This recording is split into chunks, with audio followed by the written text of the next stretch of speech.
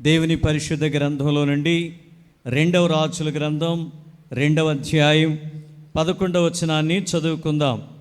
వారు ఇంకా వెళ్ళుచు మాట్లాడుచుండగా, ఇదిగో అగ్ని రథమును అగ్ని గుర్రములను కనబడి వీరిద్దరిని వేరు చేసెను.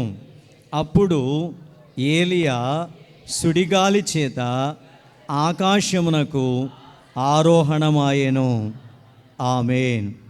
ప్రభునందు ప్రియా దేవులారా, చదివిన వాక్య భాగాన్ని మనం గమనించినట్లయితే ఏలియా ఎలీషా వారిద్దరు మాట్లాడుకుంటూ ఉండగా అగ్ని రథాలు గుర్రాలు వచ్చినాయి, వారిద్దరిని వేరు చేసినాయి. ఏలియాను అగ్ని రథాల మీద గుర్రాల మీద ఎక్కించుకొని సుడిగాలి చేత దేవుడు ఏలియాను ఆకాశానికి తీసుకొని వెళ్ళిపోయాడనే వాక్యాన్ని ఈరోజు మనం చదువుకున్నాం. దేవునికి స్తోత్రం. ఒక సామాన్య మానవుడైన ఒక ప్రవక్త అయినటువంటి ఏలియా కొరకు ఆయన చేసిన భక్తిని బట్టి, ఆయన చూపిన విశ్వాసాన్ని బట్టి, ఆయన చేసిన కార్యాలను బట్టి దేవుడు మెచ్చుకొని ఏలియా కొరకు దేవుడు అగ్ని రథాలు గుర్రాలు పంపించాడంట. ఆ అగ్ని రథాలు గుర్రాల మీద ఏలియాని ఎక్కించుకొని ఒక సుడిగాలి చేత పరలోకానికి తీసుకెళ్ళిపోయాడండి. చెవులు కూడా దేవుని స్తోత్రం చేద్దాం. హల్లెలూయా. ప్రభునందు ప్రియా దేవులారా, ఏలియాను దేవుడు ఏ పరిస్థితిలో తీసుకొచ్చాడు? అసలు ఏలియా ఎవరు? ఆయన జీవితం ఎలాంటిది? ఆయన ఎలాంటి కార్యాలు చేశాడు అనేటువంటి విషయాలు ఈరోజు మనం తెలుసుకుందాం. ఇశ్రాయేల్లో మొట్టమొదటి రాజు సౌలు. ఈ సౌలు 40 సంవత్సరాలు రాజుగా ఉండి పరిపాలన చేశాడు. సౌలు తర్వాత దావీదు రాజు అయ్యాడు. దావీదు కూడా 40 సంవత్సరాలు రాజుగా పరిపాలన చేశాడు. దావీదు తర్వాత దావీదు యొక్క కుమారుడు సొలొమోను రాజు అయ్యాడు. సొలొమోను కూడా 40 సంవత్సరాలు రాజుగా ఉండి పరిపాలన చేశాడు. అయితే ప్రియా దేవులారా, సొలొమోను రాజైన తర్వాత తండ్రి అయినటువంటి దావీదు చనిపోయాడు. ఆ తరువాత సొలొమోను గిబియోన్ అనే ఒక స్థలం మీదకి ఎక్కి వెళ్ళి దేవునికి ప్రార్థన చేశాడు. అయ్యా, ఈ ప్రజలు చాలామంది ఉన్నారు, నేను బాలుణ్ణి, నాకు జ్ఞానం చాలదు, కనుక వివేకం గల హృదయాన్ని, జ్ఞానాన్ని నాకు దయచేయు ప్రభువా అని ఆ యొక్క సొలొమోను ప్రార్థన చేస్తే దేవుడు ప్రత్యక్షమయ్యాడు. దేవుడు సొలొమోనుకు మంచి జ్ఞానం ఇచ్చాడు. ఇక నీ వంటి జ్ఞానం కలిగినటువంటి వాడు ఎవరు లేరు అని దేవుడు చెప్పాడు. అయితే సొలొమోను చేసిన ప్రార్థన దేవుడికి అనుకూలంగా ఉంది. ఎందుకంటే ఐశ్వర్యం అడగల, ధనం అడగల, ఈ లోక సంపదలు అడగల, శత్రువుల ప్రాణం అడగల, జ్ఞానమే కావాలని అడిగావు. అందుకే దేవుడు అంటాడు, సొలొమోనా, నేను నీకు జ్ఞానం ఇస్తున్నాను, జ్ఞానంతో పాటు సకల ఐశ్వర్య సంపదలు కూడా నీకు ఇస్తున్నానని దేవుడు చెప్పాడు. దేవునికి స్తోత్రం. సొలొమోనుకి ఇచ్చిన జ్ఞానం చేత అతడు యెరూషలేములో ఒక అందమైన సుందరమైన ఒక చక్కని దేవాలయాన్ని కట్టాడు. అంత బంగారంతో రాళ్లను పొదిగించాడు. గుమ్మాలు తలుపులు కూడా బంగారంతో పొదిగించాడు. చాలా రమ్యంగా, చాలా అందంగా, చాలా సుందరంగా సొలొమోను యెరూషలేములో ఒక చక్కని దేవాలయం కట్టాడు. దేవునికి స్తోత్రం.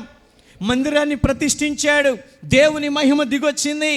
ప్రియా దేవులారా, సొలొమోనుకున్న జ్ఞానం చేత 3000 సామెతలు రాశాడు, 1005 కీర్తనలు రాశాడు, చెట్లు గురించి రాశాడు, జంతువులు పక్షుల గురించి రాశాడు. ఇలా చాలా పుస్తకాలు రాసుకుంటూ వచ్చాడు. అంతేకాదు బైబిల్లో ఉన్న 66 పుస్తకాల్లో సామెతలు, ప్రసంగి, పరమగీతం అనే 3 పుస్తకాలు సొలొమోను రాశాడు దేవుడిచ్చిన జ్ఞానం చేత. స్తోత్రం చేద్దాం.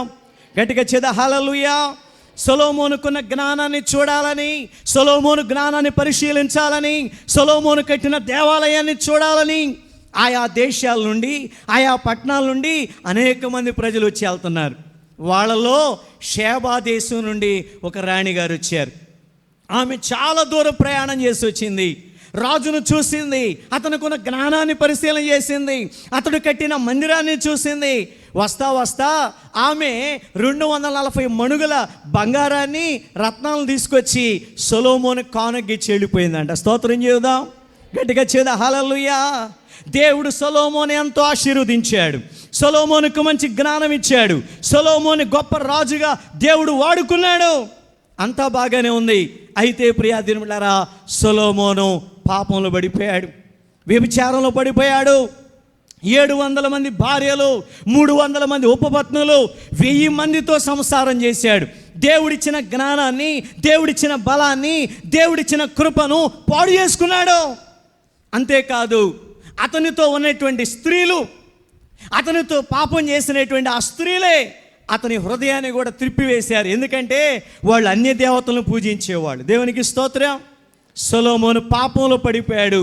అంతేకాదు, సీదోనీల దేవతను, అమ్మోనీల దేవతను, మోయాబీల దేవతను పూజించడం, వారికి ధూపం వేయడం, బలిపీఠాలు కట్టడం, ఇవన్నీ చేస్తూ ఉన్నాడు. దేవుడు చూశాడు, దేవుని కోపం వచ్చింది. దేవుడు చెప్పినా సొలొమోను వెళ్ళే, సొలొమోనా నీ పాపాన్ని మానుకోవయ్యా, నిజమైన దేవుని విడిచిపెట్టి అన్య దేవతలను పూజిస్తున్నావా? ఇదిగో నీ తర్వాత నీ కుమారుడు రెహబాము రాజుగా ఉన్న దినాల్లో ఈ దేశాన్ని 2 ముక్కలు చేయబోతున్నాను అన్నాడు. స్తోత్రం, హల్లెలూయా. ప్రియాదినులారా, సొలొమోను తర్వాత అతని కుమారుడైన రెహబాము రాజు అయ్యాడు. రెహబాము రాజుగా ఉన్న దినాల్లో యెరోబాము అనేవాడు రెహబాము మీదకి యుద్ధానికి వచ్చాడు. రాజ్యం 2 ముక్కలు అయిపోయింది. ఒకటి ఇశ్రాయేలు దేశంగాను, 2 యూదా దేశంగాను 2 భాగాలుగా విభజించబడ్డాయి. ఆ యొక్క ఇశ్రాయేలు దేశాన్ని 19 మంది రాజులు పరిపాలన చేశారు. యూదా దేశాన్ని 20 మంది రాజులు పరిపాలన చేశారు. అయితే ప్రియాదినులారా, ఇశ్రాయేలు దేశాన్ని పరిపాలించినటువంటి రాజులు మనం పరిశీలిస్తే మొట్టమొదటి రాజు యెరోబాము. యెరోబాము రాజుగా ఉన్నటువంటి దినాల్లో దేవునికి వ్యతిరేకమైన పని చేసుకుంటూ వచ్చాడు. కారణం ఏంటంటే, రాజ్యాలు వేరైనా, దేశాలు 2గా విభజించబడినా దేవాలయం ఒకటే, మందిరం ఒకటే. ఎక్కడికి వెళ్ళాలి? యెరూషలేము వెళ్ళాలి. సొలొమోను కట్టిన దేవాలయంలోకి వెళ్ళాలి. బలిపీఠాలు, ఆ యొక్క బలిపీఠం మీద బలులర్పించాలి, ప్రార్థన చేయాలి, పండగలు చేసుకోవాలి. రాజ్యాలు 2 కానీ మందిరం ఒకటే. ఆ దేశం వాళ్ళు కూడా ఇక్కడికి రావాలి. యెరోబాము అనుకున్నాడంట, అరే నా దేశంలో వాళ్ళు ఆ మందిరంలోకి వెళ్ళి ప్రార్థన చేస్తే, ఆ మందిరంలో బలిపీఠాలు, ఆ యొక్క బలులు అర్పిస్తే వీళ్ళు కూడా అటు వెళ్ళిపోతారని చెప్పి తన రాజ్యంలోని, తన పట్టణంలోనే 2 బంగారు దూడలను తయారు చేశాడంట. స్తోత్రం చెప్పండి. ప్రియాదినులారా, దూడలను తయారు చేసి బలిపీఠాలు కట్టి, మీరు అక్కడికి వెళ్ళాల్సిన పనిలా యెరూషలేములోకి ఇక్కడే పూజలు చేసుకోండి, ఇక్కడే వీటిని ఆరాధించండి, ఇవే మీ దేవుడు అని ఇశ్రాయేలు దేవుడైన యెహోవాను విడిచి అన్య దేవతలను, ఆ యొక్క దూడలను పూజించడం మొదలుపెట్టారండి. స్తోత్రం చేద్దాం, గట్టిగా చేద్దాం, హల్లెలూయా. యెరోబాము తర్వాత అతని కుమారుడైనటువంటి నాదాబు రాజు అయ్యాడు. నాదాబు తర్వాత బయెషా రాజు అయ్యాడు, ఏలా రాజు అయ్యాడు, జిమ్రి రాజు అయ్యాడు, ఒమ్రి రాజు అయ్యాడు. స్తోత్రం చెప్పండి. పేర్లు చాలా విచిత్రంగా ఉన్నాయి కదా. చెప్పండి ఏం పేర్లండి? జిమ్రి, ఒమ్రి అంట. స్తోత్రం. అయితే ఒమ్రి కుమారుడు ఒక ఆయన ఉన్నాడు, ఆయన పేరే ఆహాబు. ఆహాబు ఇశ్రాయేలు రాజుల్లో 7వ వాడు. ఇశ్రాయేలు దేశాన్ని పరిపాలిస్తున్న రాజుల్లో 7వ వాడైన ఆహాబు రాజు పరిపాలిస్తున్న దినాల్లో ఒక అద్భుతమైన సంఘటన జరిగింది. అదేంటి అంటే, ఇశ్రాయేలీలో ఒకరిని పెళ్లి చేసుకోవలసిన ఈ యొక్క ఆహాబు రాజు సీదోనీల కుమార్తెను పెళ్లి చేసుకున్నాడు. సీదోనీలకు రాజు అయిన ఎగ్బయలు కుమార్తె అయిన యెజబెలును పెళ్లి చేసుకున్నాడు. యెజబెలు ఎవరు? యెహోవాను అనుసరించేది కాదు, యెహోవా దేవుని ప్రార్థించేది కాదు, బయలుదేవతను పూజించేటువంటిది. అలాంటి ఒక అన్యురాలిని పెళ్లి చేసుకోవటం ద్వారా బయలుదేవతను పూజించే యెజబెలట ఆహాబుకు భార్య అయింది. అయితే ఆమె వస్తా ఆమెతో పాటు బయలుదేవత యొక్క బొమ్మను తీసుకొచ్చింది, అషేరా దేవత బొమ్మను తీసుకొచ్చింది, వాళ్ళ యొక్క ప్రవక్తలను తీసుకొచ్చిందంట. ప్రియాదినులారా, ఒక రాణిగా చలామణి చేస్తూ ఆ యొక్క ప్రవక్తలు ఉన్నారు కదా, వీరే కదా అసలు ప్రవక్తలని యెహోవా ప్రవక్తలను చంపించడం మొదలుపెట్టిందంట. స్తోత్రం చేద్దాం, గట్టిగా చేద్దాం, హల్లెలూయా, హల్లెలూయా. ఒక ఇశ్రాయేలీయుడు ఒక అన్యురాల్ని పెళ్లి చేసుకోవటం వల్ల ఎంత దుర్మార్గం జరుగుతుందో, ఎంత భయంకరమైన పనులు చేస్తున్నారు. యెజబెల్ అంటే సామాన్యమైన స్త్రీ కాదు, దేవుని ప్రవక్తలను చంపిస్తూ ఉంది. యెహోవా దేవుని కాదు మీరు ఆరాధించేది, బయలుదేవతను పూజించండి అని చెప్పి ఇశ్రాయేలు అనేక మంది జీవితాలను అన్య దేవతల తట్టు తిప్పినటువంటి స్త్రీ యెజబెల్. ఈ విధంగా రాజ్యము, దేశమంతా కూడా పాపములో, విగ్రహారాధనలో, అన్య దేవతలను పూజిస్తున్న టైంలో దేవుడు ఏలియాను తీసుకొచ్చాడు. చప్పట్లు కొట్టి స్తోత్రం చేద్దాం, గట్టిగా చేద్దాం హల్లెలూయా. ఇప్పుడు వాక్యాన్ని మనం గమనిస్తే దేవుడు ఏలియాను ఎలాంటి పరిస్థితిలో పిలిచాడు, దేశం ఏ పరిస్థితిలో ఉన్నప్పుడు ఏలియాను తీసుకొచ్చాడో అర్థమవుతుందండి అందరికీ? అర్థమైందా ఇప్పుడు మీకు వాక్యం? హల్లెలూయా. ఎలాంటి పరిస్థితుల్లో ఉన్నారు వీళ్ళు? ఎలాంటి పరిస్థితుల్లో ఉన్నారు?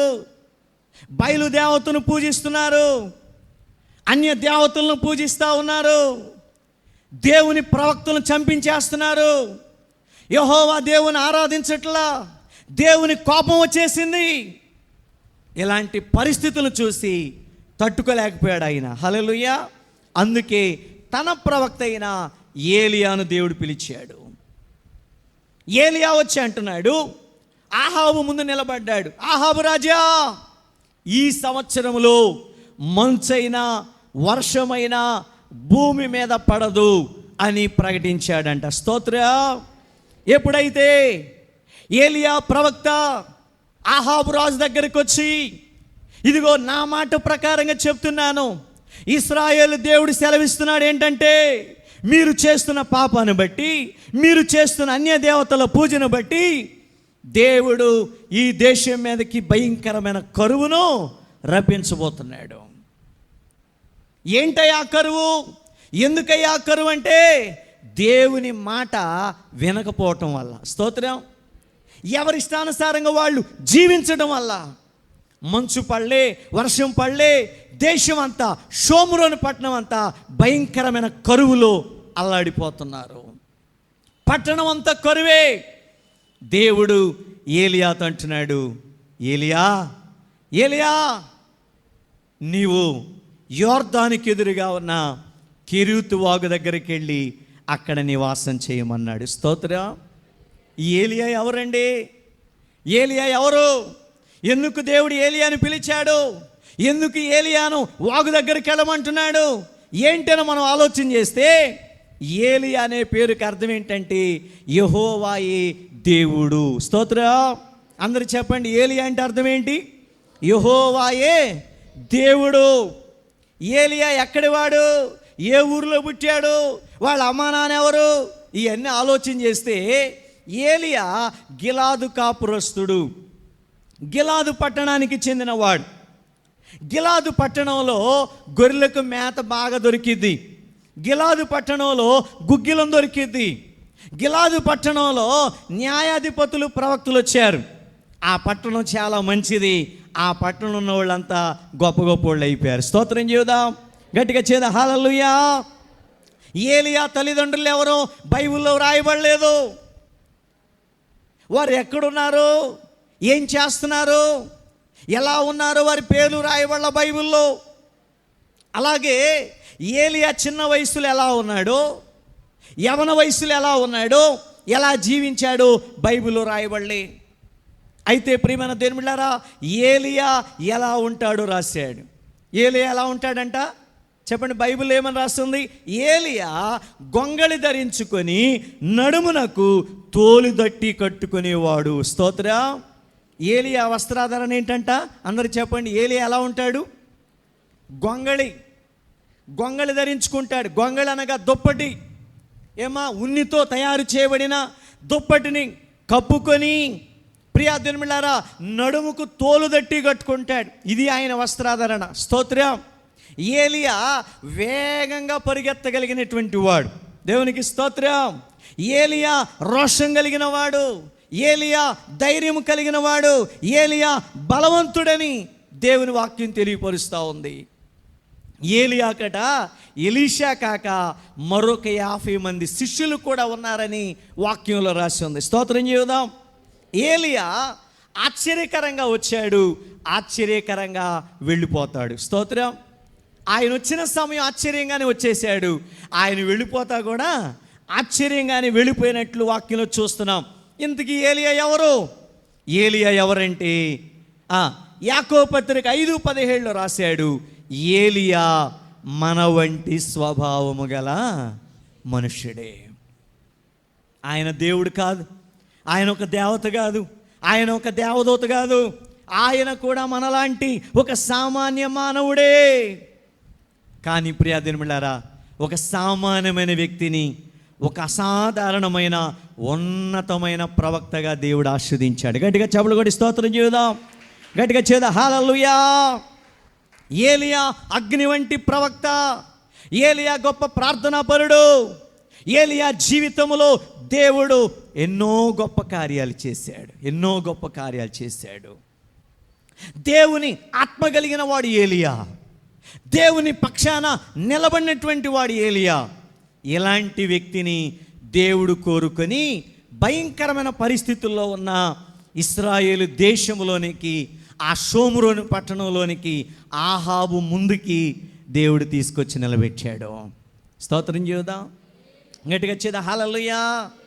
ఆహాబు ప్రవర్తన బాగోలేదు, యెజెబెలు ప్రవర్తన బాగోలేదు, దేశం అంతా అల్లకల్లోలంగా ఉంది, దేవుని ప్రవక్తలంతా చచ్చిపోతున్నారు, ఎవరికి వారు భయపడి పారిపోతున్నారు. కానీ ఏలియా రోషము కలిగి వారి ముందుకొచ్చి ప్రకటిస్తున్నాడు, ఈ సంవత్సరంలో మంచు కానీ వర్షము కానీ పడదని చెప్పాడు. ఆయన చెప్పినట్టు కానీ వర్షం పట్టలేదు. వర్షం ఆగిపోయింది. వర్షం ఆగిపోతే పంటలు పండవు, పంటలు పండకపోతే దేశం అంతా కరువు కరువు కరువు అల్లాడిపోతున్నారు.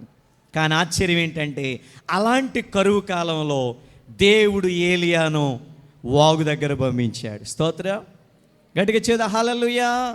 చేతులేది గట్టిగా చేద్దాం హల్లెలూయా. యోర్దానికి ఎదురుగా ఉన్న కెరీతు వాగు దగ్గర ఉండమన్నాడు దేవుడు. ఏలియా వెళ్ళి వాగు దగ్గర నివసిస్తున్నాడు, ప్రార్థన చేసుకుంటున్నాడు. దేవుడు కాకులకు ఆజ్ఞాపించాడంట. ఏమ్మా ఎవరికి చెప్పాలి, ఎవరికి? కాకులకు ఆజ్ఞాపించాడు.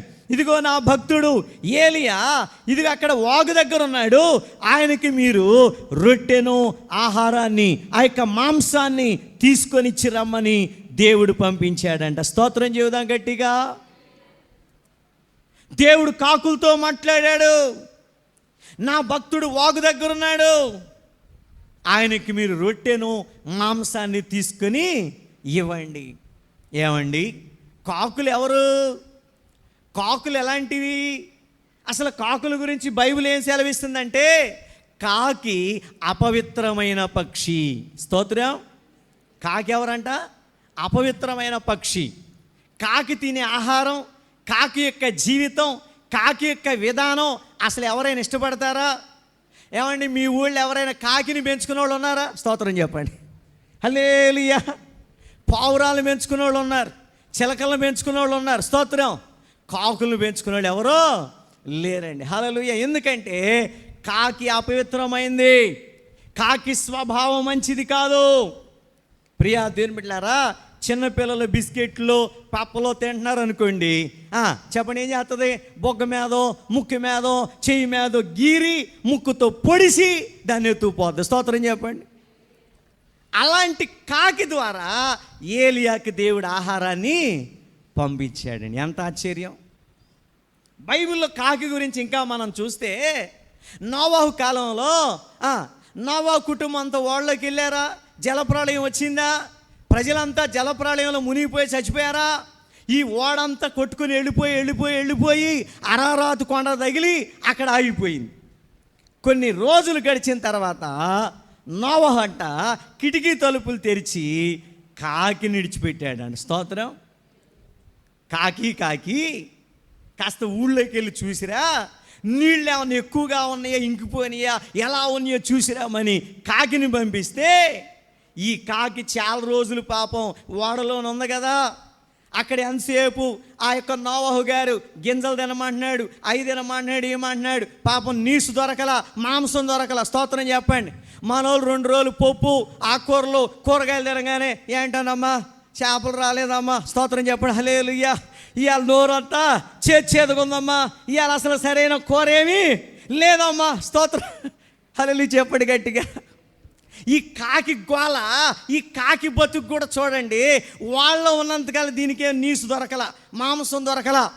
ఎప్పుడైతే నోవహు గారు కిటికీ తలుపులు తీసి ఈ యొక్క కాకిని విడిచిపెట్టాడో దొరికిందే సొంతం అనుకుంది, వెళ్ళిపోయింది. ప్రియాదీనులారా, జలప్రాణంలో మునిగిపోయి చచ్చిపోయి తేలి అంటే చాలా శవాలు వెళ్ళిపోయి ఆ శవం మీద ఈ శవం మీద కనపడినట్టు పీక్కుంది అంటే మొదలెట్టింది. ఎందుకు పంపించిన ఆయన్ని చెప్పండి పంపించిన ఆయన్ని మర్చిపోయిందని ఆదికాండంలో రాశాడు. కాకి జీవితం ఎలాంటిది? పిల్లలు తినేది ముక్కుతో పొడి చెతుకుపోయి కాకి, నోవహు గారు వదిలిపెడితే వెళ్ళి శవాల మీద వాలి తినే కాకి. అలాంటి కాకి జీవితాన్ని మార్చి నా దేవుడు ఏలియాకి రొట్టెను మాంసాన్ని పంపించాడు. స్తోత్రం. హల్లెలూయా చేద్దాం గట్టి హల్లెలూయా. కాకి జీవితం మంచిది కాదు. కాకి చాలా అపవిత్రమైనటువంటి పక్షి. అలాంటి కాకిని దేవుడు ఆయన చెప్పినటువంటి మాట వినేటట్లుగా కాకి జీవితాన్ని మార్చాడు. నా సేవకుడు వాగు దగ్గర ఉన్నాడు, నా కోసం కనిపెట్టుకుని ఎదురు చూస్తున్నాడు.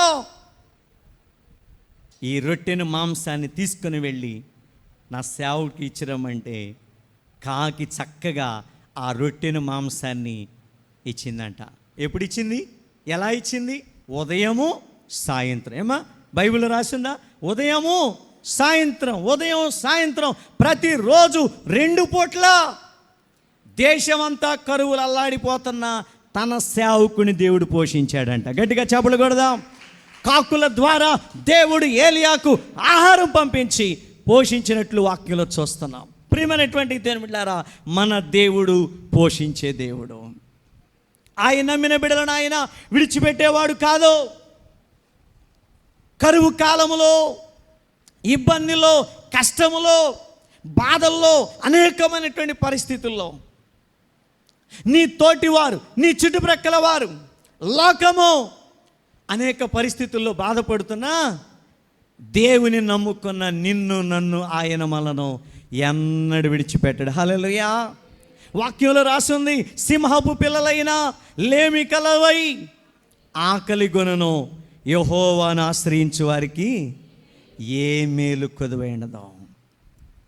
సింహపు పిల్లలు ఆకలిగా ఉంటాయి, దేవుని బిడ్డలు ఎన్నడు ఆకలి కొననీయడండి.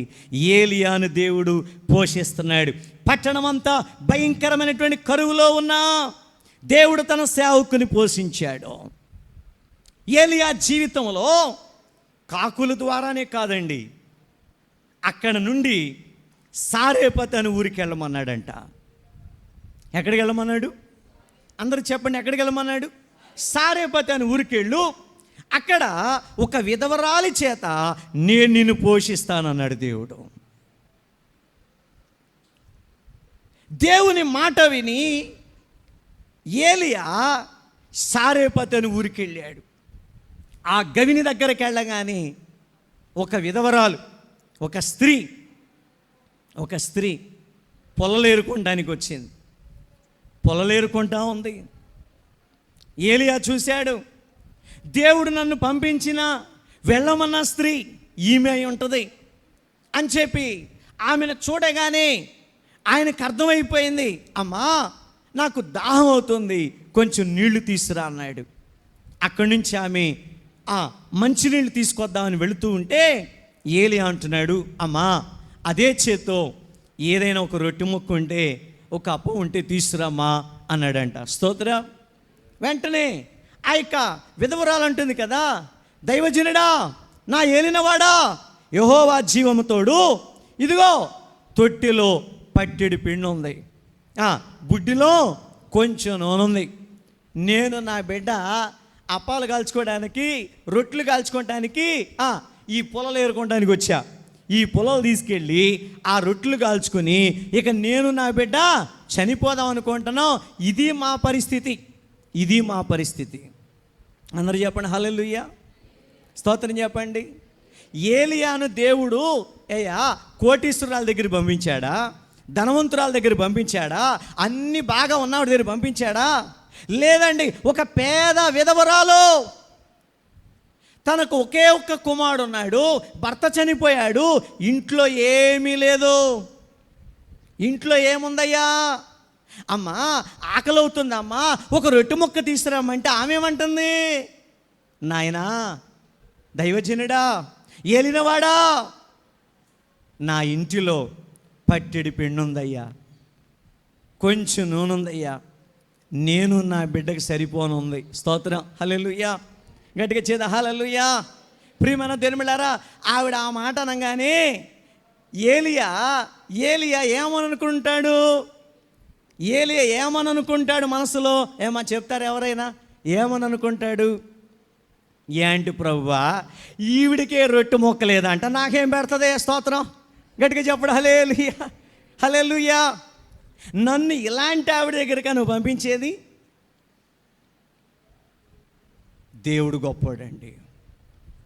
దేవుడు చెప్పిన చోటకి మనం వెళితే వాళ్ళు పేదోళ్ళైనా ఎలాంటి వాళ్ళైనా ఏ స్థితిలో ఉన్నా వాళ్ళ ద్వారా కూడా మనకు సహాయం చేయగలడు ఆయన. స్తోత్రం.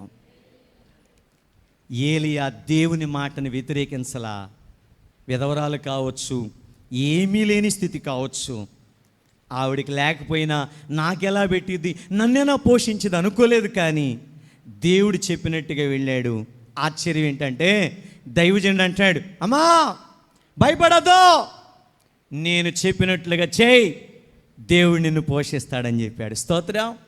ఇశ్రాయేలు దేవుడైన యెహోవా, ఈ భూమి మీద వర్షం పడేంత వరకు నీ తొట్టిలో పిండి తరిగిపోదు, బుడ్డిలో నూనె అయిపోదు.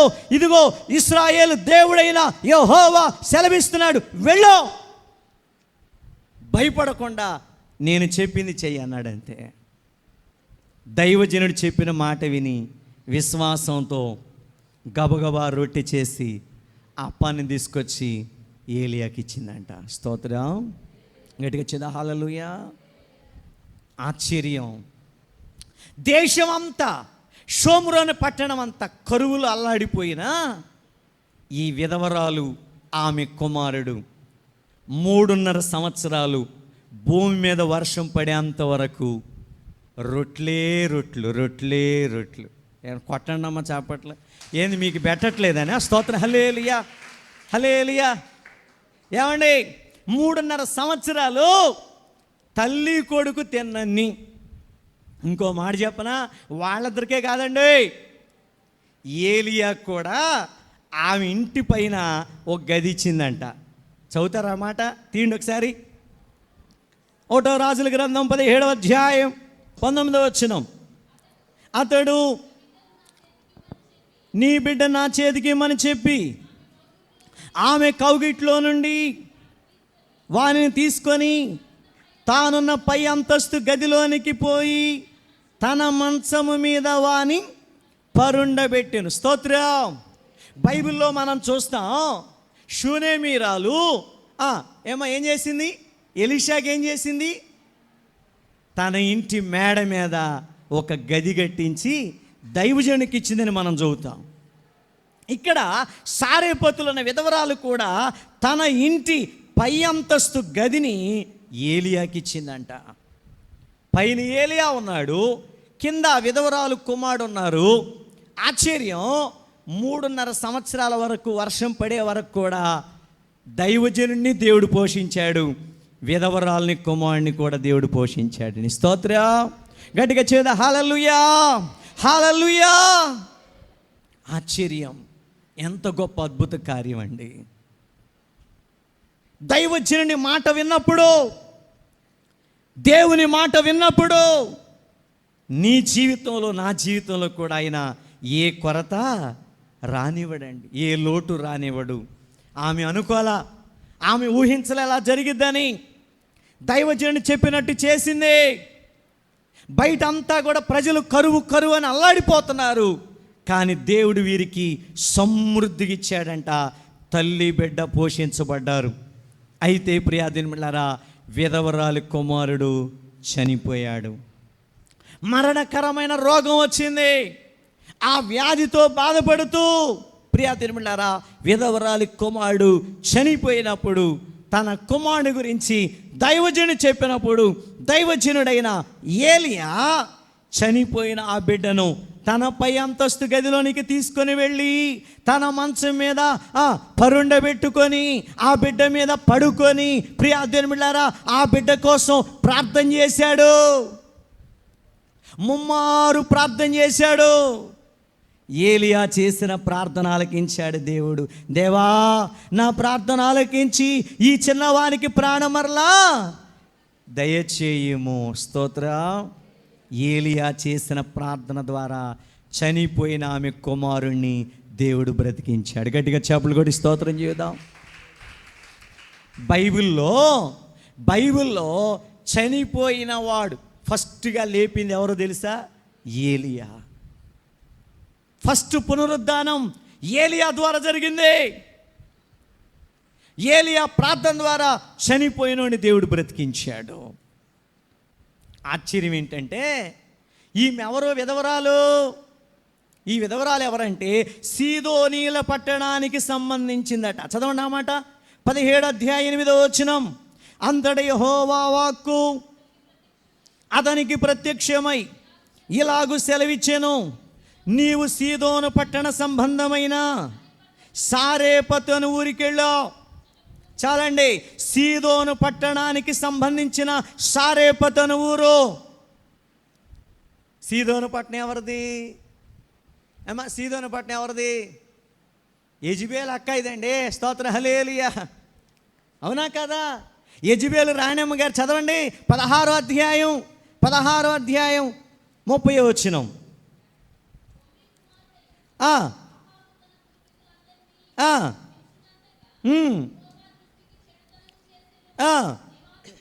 నెబాతు కుమారుడైన యెరోబాము జరిగించిన పాపక్రియలను అనుసరించి నడుచుకొనుట స్వల్ప సంగతి అనుకొని అతడు సీదోనీలకు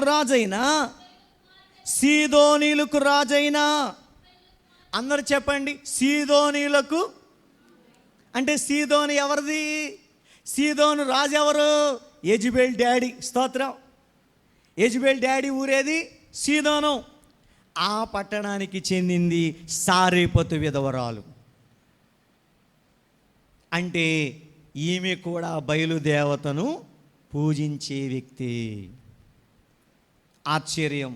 బైబిల్లో రాస్తుంది, ఆనాడు ఇశ్రాయేలు దేశములో అనేక పట్టణములు ఉన్నప్పటికీ దేవుడు ఏలియాను సారేపతను ఒక విధవరాలింటికి మాత్రమే దేవుడు ఏలియాను పంపించాడు. స్తోత్రం. ఎంతోమంది విధవరాళ్ళు ఉన్నప్పటికీ కూడా దేవుడు ఈమె దగ్గరికి ఎందుకు పంపించాడంటే వాక్యం సెలవిస్తుంది, ఒక అన్య దేవతను బయలుదేవతను పూజించే ఈమె జీవితాన్ని మార్చడం కోసమే దేవుడు ఏలియాను ఆమె ఇంటికి పంపించాడండి. చప్పట్లు కొట్టి స్తోత్రం చెప్పండి. హల్లెలూయా. ఎలా మారింది ఆమె? ఏమండి, దైవజనుడు రొట్టెలు తీసుకురామంటే, అప్పం తీసుకురామంటే, అయ్యా నీ దేవుడు వల్లే మా దేశానికి గతి వచ్చింది అంద. స్తోత్రం. అందాం లేదా? నీ దేవుడు వల్లేగా వర్షం లేదు, పంటలు లేవు, రొట్టెలు లేవు. తరువాత మనం చూస్తే కుమారుడు చనిపోయినప్పుడు కాడా ఆమె ఏమంటుంది చూడండి. 18వ వచనం 17-18. 18వ వచనం. ఆమె ఏలియాతో, దైవజనుడా, నా యొద్దకు నీవు రానిత్తమేమి? నా పాపమును నాకు జ్ఞాపకం చేసి నా కుమారుని చంపడానికి వచ్చావా? ఇశ్రాయేలు దేశంలో ఎన్నో పట్టణాలు ఉన్నాయి. ఇశ్రాయేలు దేశంలో ఎంతోమంది విధవరాళ్ళు ఉన్నారు. కానీ సారేపతులో ఉన్న విధవరాలింటికే దేవుడు ఎందుకు ఏలియాను పంపించాడు? ఆమె జీవితాన్ని మార్చడం కోసమే. హల్లెలూయా. ఒకటి, ఇదిగో నీ దేవుడే మాకు రొట్టె లేకుండా ఆహారం లేకుండా చేశాడని ఫస్ట్. రెండో మాట అంటుంది, నా బిడ్డను చంపడానికి వచ్చావా, నా పాపాలు గుర్తు చేస్తానికి వచ్చావా అంటుంది రెండో మాట. స్తోత్రం. అయితే దైవజనుడి విశ్వాసంతో పిలిచిన దేవుడు, పంపించిన దేవుడు గొప్పవాడు. స్తోత్రం. విశ్వాసంతో చనిపోయిన ఆ బిడ్డను తన యొక్క మేడగదిలోని తీసుకొని వెళ్ళి తన మంచం మీద పండుకొని పెట్టి బిడ్డ కోసం ప్రార్థన చేస్తే చనిపోయిన కుమారుడు బ్రతికించబడ్డాడు. చనిపోయిన బిడ్డ బ్రతికాడు. ఇందాకడేముంది, మీ దేవుడే కరువు రప్పించాడు. ఇందాకడేముంది, మీ దేవుడే నా బిడ్డను చంపేశాడు. ఇప్పుడేమంటాను చదవండి, ఇప్పుడేమంటుంది బిడ్డ బ్రతికినాక. చదువుదాం 23 నుంచి. ఏలియా ఆ చిన్నవాణ్ణి తీసుకొని గదిలో నుండి దిగి ఇంట ప్రవేశించి వాని తల్లికి అప్పగించి, ఇదిగో నీ కుమారుడు, వాడు బ్రతుకుచున్నాడని చెప్పగా, ఆ స్త్రీ ఏలియాతో, నీవు దైవజనుడవై ఉన్నావనియు నీవు పలుకుచున్న యెహోవా మాట నిజమని ఇందుచేత నేను ఎరుగుదును. స్తోత్ర. ఇప్పుడు ఆమె ఒప్పుకుంటుందయ్యా, నీవు దైవజనుడు అంటే నీ దేవుడు గొప్పోడు. స్తోత్రం. హల్లెలూయా. దేవుడు చేసిన కార్యాన్ని చూసి సారెపతి విధవరాలు యెహోవా దేవుణ్ణి ఆరాధించిందంట. స్తోత్రం. అంత నీ దేవుడు వల్లే, అంత నీ దేవుడు వల్లే. ప్రార్థనలో దిగాను, అన్ని కష్టాలే, అన్ని బాధలు అంటుంటారు కొంతమంది వాక్యం తెలియని వాళ్ళు. తెలియనప్పుడు ఇంకోటి అలాగే దూషించింది.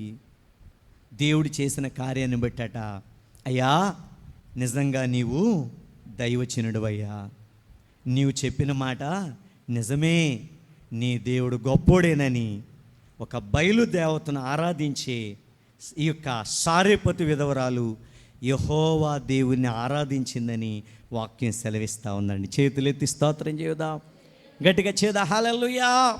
ఈ విధంగా దేవుడు ఏలియాను ఆ ప్రాంతంలో ఎంతో అద్భుతంగా దేవుడు వాడుకున్నాడండి, ఎంతో అద్భుతంగా వాడుకున్నాడు. దేశం అంతా కరువుతో అల్లాడిపోతూ ఉన్నారు. గడ్డి లేదు, పశువులకు మేత లేదు, నీళ్లు లేవు. ప్రజలు, పశువులు అన్నీ కూడా చాలా భయంకరంగా ఆకలికి అల్లాడిపోతున్న టైంలో ఈ యొక్క ప్రియదేవులారా ఏలియా, అలాగే ఆహాబు, అలాగే ఓబద్యా వాళ్ళ మధ్య జరిగినటువంటి ఒక సంఘటన జ్ఞాపకం చేసుకుందాం. ఒకానొక రోజున యెజెబెలు ప్రవక్తలను చంపిస్తున్నటువంటి సమయంలో ఆహాబు ఇంట్లో పనిచేస్తున్నాడు ఒక ఆయన. చెప్పండి, ఆయన పేరేంటి? ఓబద్యా. ఎవరండి ఆయన? ఓబద్యా. ఈ ఓబద్యా దేవుని యందు భయభక్తులు కలిగినటువంటి వాడండి. ఎప్పుడైతే యెజెబెలు దేవుని ప్రవక్తను చంపిస్తుందో ఓబద్యా చాలా బాధ కలిగింది. ఓబద్యాకి చాలా వేదన కలిగింది. ఎందుకంటే అయ్యో, దైవజనులు ఉంటేనే పట్టణం ఎలా ఉంది, ప్రార్థన చేసే సేవకులు లేకపోతే పట్టణాలు ఇంకా పాడైపోతాయి, ఇంకా పాడైపోతాయి. ఇప్పటికే లోకం అంటున్నారు, ప్రజలు అంటున్నారు, ఏంటో తెలుసా, చాలామంది దేవుని నమ్ముకొని ప్రార్థనలోకి వచ్చి వారి యొక్క అలవాట్లు, పద్ధతులు మార్చుకొని మంచిగా జీవిస్తున్నారు గనక లోకంలో సగానికి సగం కొంతవరకైనా ప్రజలు మంచిగా బ్రతుకుతున్నారు. ఈ ప్రార్థన, ఈ విధానం, ఈ వాక్యమే, ఈ కట్టుబాట్లే, నియమాలు లేకపోతే ఇంకెంత భయంకరంగా ఉండేది. స్తోత్రం. ఇప్పటికే చాలా పాపములో, దురలవాట్లలో, ఎన్నో భయంకరమైన పరిస్థితులు, హత్యలు, మానభంగాలు, ఎన్నో గొడవల్లో దేశం వెళ్ళిపోతుంది. ఓబద్యా అంటున్నాడు, అయ్యో ప్రవక్తలనే వాళ్ళు లేకపోతే పట్టణాలు పాడైపోతాయని 50 మందిని ఒక గుహలో, 50 మందిని మరొక గుహలో దాచిపెట్టి వాళ్ళకి భోజనాలు పెట్టి వాళ్ళని కాపాడుతూ పోషిస్తున్నాడంట. స్తోత్రం చేద్దాం, గట్టిగా చేద్దాం హల్లెలూయా. అయితే ఒకానొక రోజున ఆహాబు రాజు ఓబద్యాను పిలిచాడు. ఓబద్యా, ఎక్కడ చూసినా నీళ్ళు లేవు, ఎక్కడ చూసినా గడ్డి లేదో, పదా ఏ ఊర్లో దొరికిందో ఎక్కడో నేను వెతుకుదామని చెప్పి ఇద్దరు బయలుదేరి వెళ్ళారు. వెళ్తా నువ్వు పక్కెళ్ళు నేను పక్కెళ్తానని చెరుకు పక్కన వెళుతూ ఉన్నారంట. దేవులు ఆడుతూ ఉన్నారు. దేనికోసం అందరూ చెప్పండి, దేనికోసం మాట్లాడరే? దేనికోసం?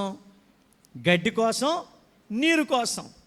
గొర్రెలకి, ఆ యొక్క గుర్రాలకి, గాడిదలకి, పశువులకి గిడ్లు లేదు, నీళ్ళు లేవు, కరువు తల్లాడిపోతున్నారు. విచిత్రం ఏంటంటే ఓబద్యా వెళ్ళిన వైపట ఏలియా ఎదురుపడ్డాడంట. స్తోత్రం.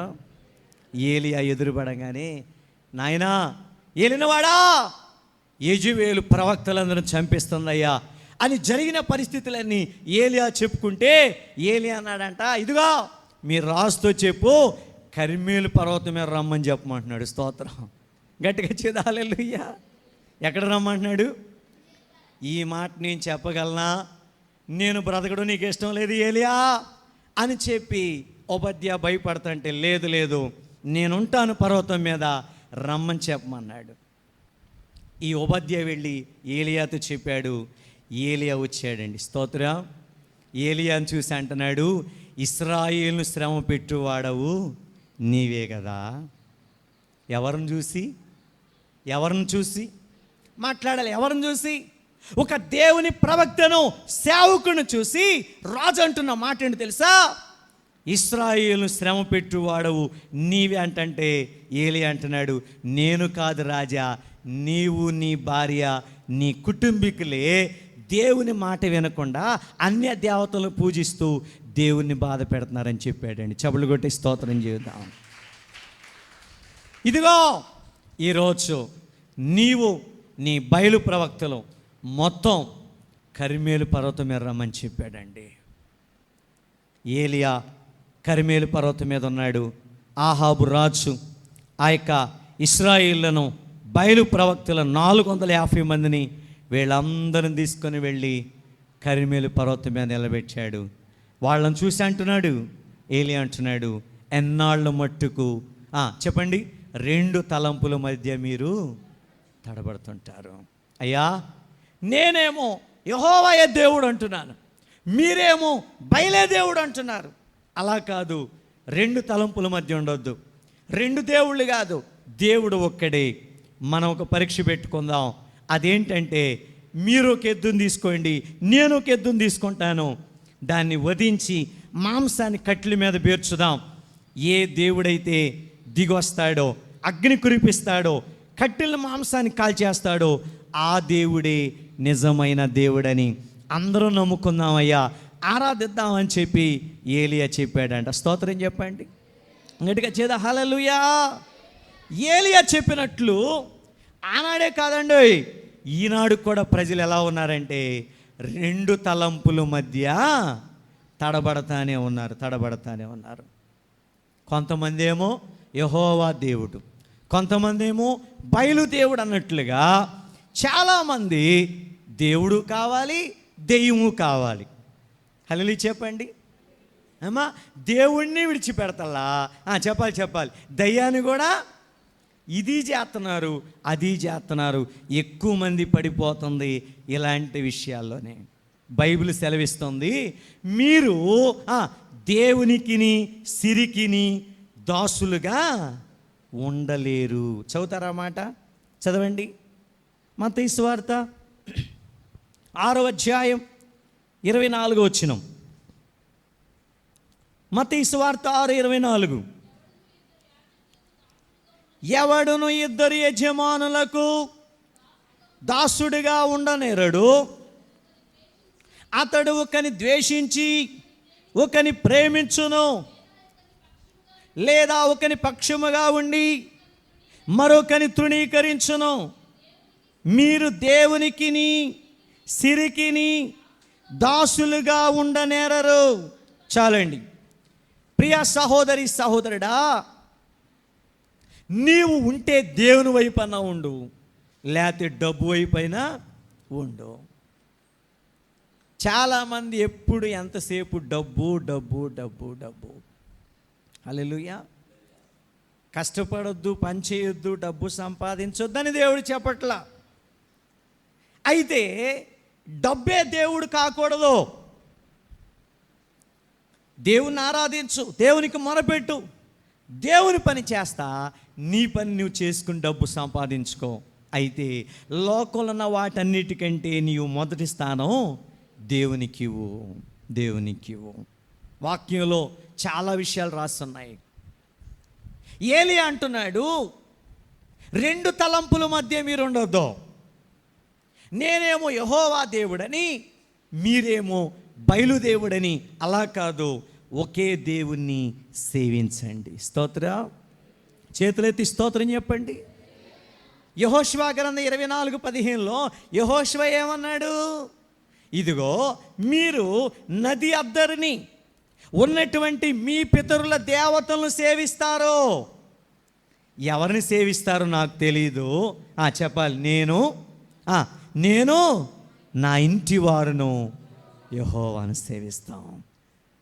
ఈరోజు ఈ మాటలు వింటున్న దేవుని బిడ్డలారా, నిజమైన దేవుడు యేసు ప్రభు. ఒకే మార్గంలో, ఒకే దేవుని వైపు ఉండండి, ఒకే మార్గంలో జీవించండి. కాసేపు దేవుడు, కాసేపు లోకంలో ఉన్న వాటిని, అలా 2 తలంపుల మధ్య 2 మార్గంలో ఉండొద్దని చెప్పి దేవుని వాక్యం తెలియపరుస్తుంది. మత్తయి సువార్త 7:13-14 వచనాల్లో, ఇరుకు ద్వారమున ప్రవేశించుడి, నాశనమునకు పో ద్వారం వెడల్పును, ఆ దారి విశాలమునయున్నది, దాని ద్వారా ప్రవేశించువారు అనేకులు. జీవమునకు పో ద్వారం ఇరుకును, ఆ దారి సంకుచితమునై ఉన్నది, దాని కనుగొనువారు కొందరే. ఏది కావాలి నీకు? ఏమా, ఇరుకు ద్వారమా, విశాల ద్వారమా? చాలామంది కోరుకునేది విశాలంగా ఉండాలి, స్వేచ్ఛగా ఉండాలి, అన్నీ తినాలి, అన్నీ తాగాలి, అన్నీ చూడాలి.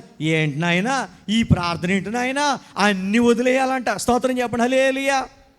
స్తోత్రం చెబుదా గట్టి హల్లెలూయా. బాబాయ్ ఇది మాకు చాలా కష్టంగా ఉందండోయ్, మా వల్ల కాదండోయ్. దేవుని నమ్ముకొని కూడా వీటన్నిటిని వదలలేకపోతున్నారు చాలామంది. వాక్యం సెలవిస్తుంది. ఇగో ప్రియ సహోదరుడా, జీవమునకు వెళ్ళే మార్గం, జీవానికి వెళ్ళే మార్గం ఇరుగ్గానే ఉండేది. కష్టాలే ఉంటాయి, శ్రమలే ఉంటాయి, ఇబ్బందులే ఉంటాయి. ఈ కష్టాలు శ్రమలు పడిన ఈ మార్గం నిన్ను పరలోకాన్ని తీసుకెళ్ళిద్ది. హల్లు చేద్దాం. ఈ లోకంలో స్వేచ్ఛగా, విశాలంగా, సంతోషం ఒకవేళ జీవిస్తే ఆ మార్గం నిన్ను నాశనానికి తీసుకెళ్ళిద్ది. జాగ్రత్త. ఏది కోరుకుంటున్నావు? ఏ మార్గంలో ఉన్నావు? జీవ మార్గంలో ఉన్నావా? నాశన మార్గంలో ఉన్నావా? పరలోకాని మార్గం కోసం ఎదురు చూస్తున్నావా? నరకం కోసం ఎదురు చూస్తున్నావా? ధనవంతుడు చెప్పండి, తన ఇష్టానుసారంగా జీవించి ఎక్కడ పోయాడంట? ఎక్కడ పోయాడు? పాతాళంలోకి వెళ్ళి బాధపడుతున్నాడు. పాతాళం ఎక్కడుంది? భూమి కింద. లాజరు చనిపోయాడు, దేవదూతలు తీసుకెళ్ళి పరదేశిలో నెమ్మది పొందుకుంటున్నాడు. ఎక్కడ? అబ్రహాము రొమ్మును ఆనుకొని లాజర్ అంట నెమ్మది పొందుకుంటున్నాడు. స్తోత్రం. ఈ లోకంలో అయ్యా లాజర్కి ఇల్లు ఉందా? లాజర్కి ఇల్లు ఉందా? అయ్యో నాకు చిన్న గుడిసె ఉందా అంటున్నావే నువ్వు, లాజర్కి ఆ గుడిసె కూడా లేదే. స్తోత్ర హల్లెలూయా. అయ్యో మనకున్న ఇక పాత బట్టలు చూసి అయ్యో ఏం బట్టలు అనుకుంటున్నామే, లాజర్కి సరైన బట్టలు కూడా లేవే. ఏమండి, దేవుడు మనకు 3 పూట్ల అన్నం పెట్టి పోషిస్తున్నాడే. లాజర్కి అన్నం ఉందా? లాజర్ భోజనం ఉందా? ధనవంతుని ఇంటి వాకిట పడి ఉండి ఆయన రొట్లు బల్ల మీద ప్లేట్ పెట్టుకుని రొట్లు ఏంటంటే ఏమన్నా పాపం తింటా అన్న 2-3 మొక్కలు కింద జారి పడితే కింద పడ్డ మొక్కలు తినే బ్రతుకు లాజర్దే. స్తోత్రం జీవితం. ఏమో ఉందా? లాజరు భోజనం ఉందా? లాజర్కి ఆహారం ఉందా? లాజరు సరైన వస్త్రం ఉందా? లాజరు సరైన ఇల్లు ఉందా? తినడానికి లేదు, ఉండడానికి లేదు. ఎన్ని బాధల కష్టాలు పడ్డాడు. కానీ లాజరు చనిపోతే దేవుడు దేవదూతలను పంపించాడు, పరదేశికి వెళ్ళిపోయాడు, నెమ్మది పొందుతున్నాడు అక్కడ. నాకే కష్టాలా, నాకే బాధలా, నాకే సమస్యలు అనుకుంటున్నావా? ఇక్కడ దేవుని కోసం ఎన్ని కష్టాలు పడ్డావో ఆ పరలోకంలో అంత సంతోషాన్ని దేవుడు ఇవ్వబోతున్నాడండి. గట్టిగా చెప్పులు కొడతా, హల్లెలూయా హల్లెలూయా. ఏలియా అంటున్నాడు, ఎన్నాళ్ళు 2 తలంపుల్లో ఉంటారు, రండి. వచ్చేసారు, బలిపీఠం కట్టారు, ఎద్దును వధించారు, మాంసాన్ని కట్టెల మీద పేర్చారు. ఇప్పుడు వాళ్ళు బయలా బయలా అని చెప్పి వాళ్ళ దేవతను పూజించడం, కేకలు వేయడం మొదలుపెట్టారంట. స్తోత్రం. సుమారుగా ఉదయం మొదలుకొని మధ్యాహ్నం వరకు ప్రియా దేవులారా కేకలు వేస్తూ ఉన్నారు, అరుస్తూ ఉన్నారు, గొంతులేస్తూ ఉన్నారు, కత్తులతో కోసుకుంటున్నారు. ప్రియా దేవులారా ఎన్ని కేకలు వేసినా వాళ్ళ దేవత దేవుడు రాలేదట. అయితే ఏలియా వచ్చాడు, చూశాడు, పరిస్థితిని చూసి అంటున్నాడు, ఇదిగో మీ దేవుడు ధ్యానం చేస్తున్నాడేమో, మీ దేవుడు దూరంగా ఉన్నాడేమో, ప్రయాణంలో ఉన్నాడేమో, నిద్రపోతున్నాడేమో, నిద్ర లేపాలేమో. స్తోత్రం. ఏలియా ఇంకా అపహాస్యం చేస్తున్నాడు, రెచ్చగొడుతున్నాడు. ఏలియా అనే కొద్ది ఇంకా కేకలు పెడుతున్నారు, ఇంకా అరుతున్నారంట. ఎవ్వరు రాలే, ఎవరు మాంసాన్ని కట్టెల్ని కాల్చలే. వారి సమయం అయిపోయింది. ఇప్పుడు ఏలియా వచ్చాడు, పడిపోయిన బలిపీఠాలను బాగు చేశాడు, బలిపీఠాలను కట్టాడు, కందకాలు దవించాడు, ఏమండి కట్టెలను పేర్చాడు, మాంసం పెట్టాడు. ప్రియా దినమిళ్ళారా ఆ మాంసం పైన ఫుల్లుగా నీళ్లు పోయించాడు. ముద్ద నీటి ముద్ద అయిపోయిందంట. కట్టెలు మాంసము ఫుల్లుగా నీళ్లతో నింపేశాడు, తడి ముద్ద అయిపోయింది. అలాంటి పరిస్థితిలో ఏలియా మోకరించి ప్రార్థన చేస్తూ ఉన్నాడు. స్తోత్రం జీవితం గట్టిగా హల్లెలూయా చెప్పండి అందరూ. ఏలియా దేవుని పక్షమున నిలబడి ప్రార్థన చేస్తూ ఉన్నాడు. మనం నిలబడితే చాలు, మన దేవుడు కార్యం చేస్తాడు. మన వంతు మనం ప్రార్థన చేయటమే ఆయన పని ఆయన జరిగించుకుంటాడు. ఈరోజు కొన్ని అనుభవాలు. ఒకటి, కాకుల ద్వారా ఆహారం పంపించి పోషించాడు. సారేపతి విధవరాల ద్వారా పోషించాడు. విధవరాలు కుమారుణ్ణి బ్రతికించాడు. విధవరాల్ని దేవుని ఆరాధించేటట్లు చేశాడు. తరువాత చెప్పండి, కరిమేలు పర్వతం మీద అగ్ని కురిపించాడు. ఏలియా జీవితంలో చాలా అనుభవాలు ఉన్నాయి. మరొకసారి మిగతా విషయాలు చెప్పుకుందాం.